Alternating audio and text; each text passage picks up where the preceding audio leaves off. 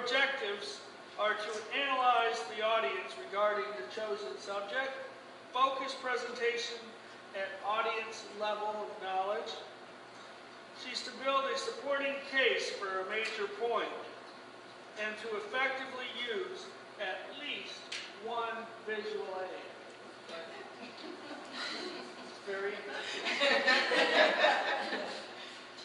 So without any further delay, let's give a warm welcome to competent communicator Sonya Ross. It's a classic, Sonya Ross.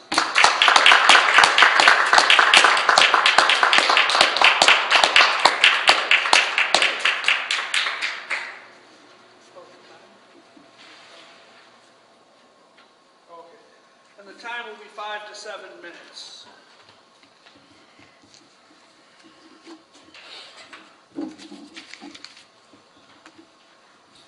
Before I begin, I want to put this in context. I'm doing a presentation at work on this subject, so this is preparation for my presentation.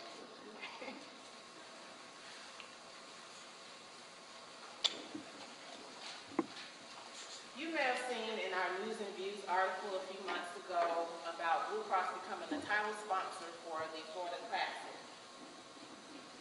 Does anyone here know what the Florida Classic is? Just soft drink? Do you know who plays in the Florida Classic? I think FAMU. Is it BCC? BCC, they changed the name. I don't know what it is now. But it's BCC. What is the Florida Classic? The Florida Classic is a game played between, it's a rivalry between two historically black colleges, the two largest, actually, historically black colleges here in Florida. One being Florida A&M, which is in Tallahassee, Florida, the Rattlers. The other is Bethune-Cookman University in Daytona Beach. They're the Wildcats. And the game is played in Orlando, Florida in November of each year. I am proud to say that I am a graduate of the best historically black college or university in Florida, or in the country actually, Florida A&M University. And I want to take this moment to tell you a little bit about the schools, the game, and some upcoming events that will be happening here at Blue Cross to highlight the upcoming game. Florida A&M University, otherwise known as FAMU, not FAMU, is located in Tallahassee, Florida. It was founded in 1887. It is the only historically black college and university in the state university system. And that means it's the only public historically black college in the state of Florida. FAMU has satellite campuses in Orlando, Florida. There's the College of Law in Orlando, Florida. And it also has pharmacy programs here in Jacksonville, in Miami, and in Tampa. Now, the attendance or enrollment of students is around 12,000 students. And the top programs for FAMU is its pharmaceutical sciences program. That is probably the top-notch program at the school and the most known program in the school. FAMU has produced over 20% of all African-American pharmacists in the country. And more than likely, if you go to a pharmacy here in Jacksonville, if there's an African-American pharmacist, they probably graduated from Florida A&M University.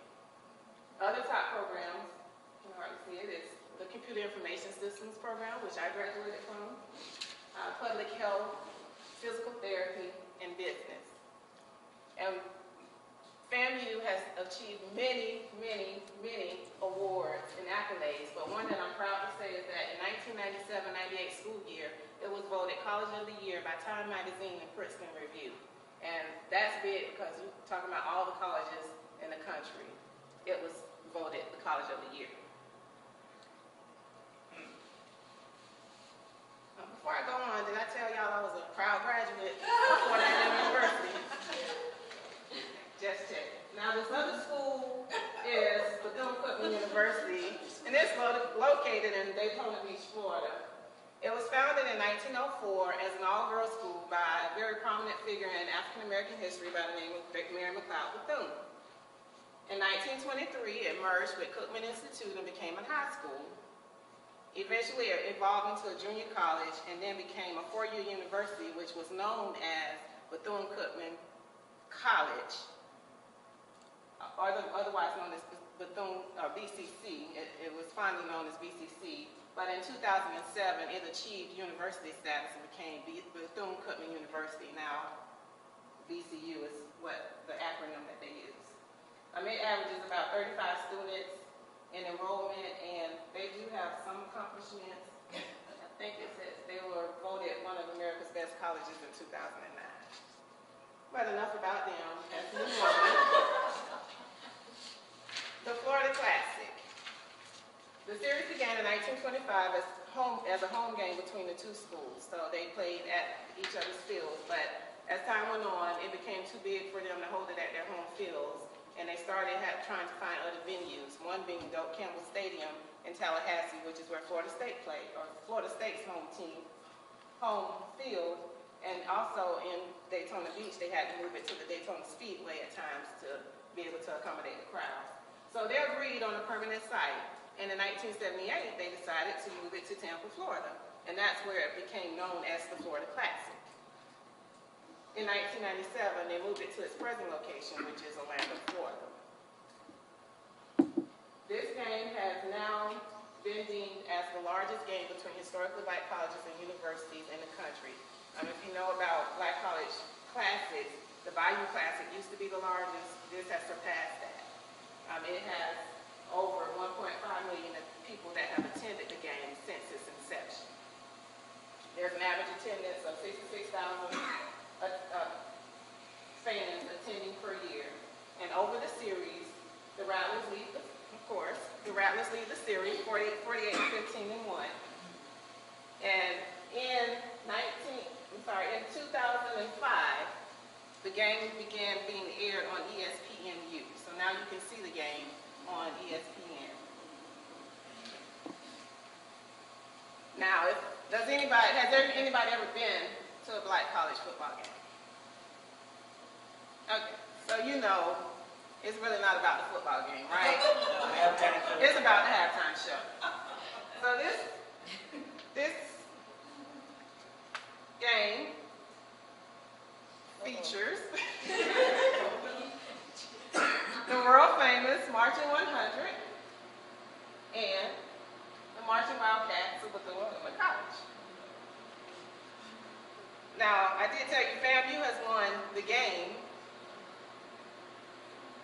The series is 48-15, but I dare say that the Marching 100 has never, ever, ever, ever lost a halftime show. And if you would like to know more about it, if you haven't seen it, if you'd like to know more, you can just Google Marching 100 and you can see some clips on YouTube on what the dancing, because it's really about the dancing. Yeah, it is. So what's going on at Blue Cross? Here at Blue Cross, we're having a campus classic on November the 9th from 11 to 1 at the Florida Sports Center, our new sports center. We're having a classic, FAMU versus BCU. Who's going to win? FAMU. It will include 4 interactive games, a half-mile walk run, a soccer goal challenge, a free throw competition, and a football toss. At the end, for each competition, the team that wins will get the equivalent of a touchdown. So you get 7 points. The team that has the most points at the end wins the game. Then there'll be a halftime. Not quite sure. They haven't decided what's going to be included in halftime. Then a tailgate party at the end and an award ceremony. So what can you do? Join a team. I don't have to ask what team you're going to join. Look at news and views for more instructions on how to sign up and help spread the word. And the bonus is that you'll earn 10 wellness points for participating. It's self-reported, but like you do everything else, you can say you did, you came even if you did. And of course, have fun. Thank you.